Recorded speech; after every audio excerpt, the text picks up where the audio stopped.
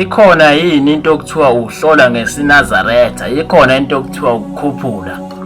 Kuleli nje ibandla umsangano leyo nto ayikaze yavunyelwa kwazangoma azingeni la.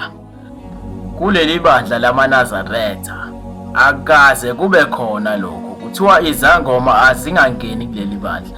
Lokho kususela encwadini ethi ningahlanganyeli kwabantu abanamadlozi nabathakathi. Manje inkinga abathakathi sinabo ebandleni, okuyibona abagcina sebenza itiye benzela ubabamkhulu, abenzela itiye inyanga yezulu.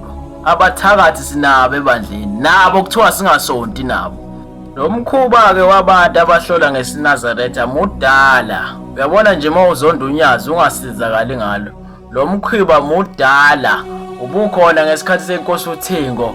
Inkosi uThingo yaze yasho yathi sengizwile ukuthi la kunabantu abathi bahlola ngesinazaretha manje la. Yathi ayikufuni lokho abantu ababe bovula igodlo emakubo basebenzele khona, hayi la ngoba bona umsebenzi kaBhombela. Niyakwazi lokho, hayi ukuthi inkosi uThingo ihambe ingakukhulumanga lokho, kodwa yayikhuluma kubantu abarongo ngoba kwakunabathakathi phakathi ebandleni abagcina sebebuya nesipakpaku bathi inkosi shaya imaki la, inkosi sidunguzela. Mawuphuza nje imaki uphila saka, bethatha umuthi bewunikeza uShembe. Abagcotshwa abasekho abaningi babo labo bagcotshwa kuleli bandla. Kodwa-ke wena umlandeli uzokhulumana mangabe kukhohlakele vele abantu abakanje? Yibo abavumela lento ukuthi ingene ngaphakathi ebandleni, akuyena uShembe wavumela lento ukuthi ingene ngaphakathi ebandleni. Ngakho lento luthe unyazi ngoJulayi ka-2024 luthe seniyayiphatha ibhamu ninaManazaretha, yikhulume lento phakathi ebandleni uzokubona kwabona uSawule. Nokhulumayo ezeposta ko-Facebook ethi ngilwade ngibatshele ebuhleni ukuthi izangoma ziphume akeze iphakathi ebandleni, uphatha umbhobho omkhulu umemezele ukuthi awubafuni la.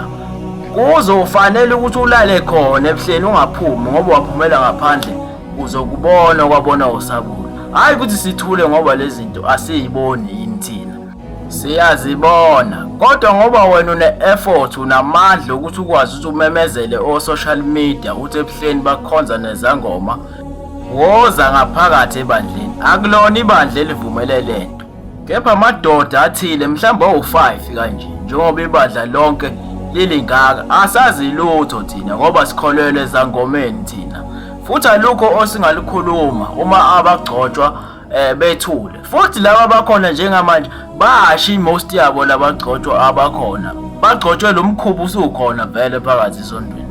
Manje kawukho umthetho othi thina ebandleni lamaNazaretha kuyakhushulwa kuhlola ngobuNazaretha, ayikho lona. Lo mkhuba-ke uzophela, zonke iy'ndawo zikaShembe zizofana naseKhala Emphefumulo zonke.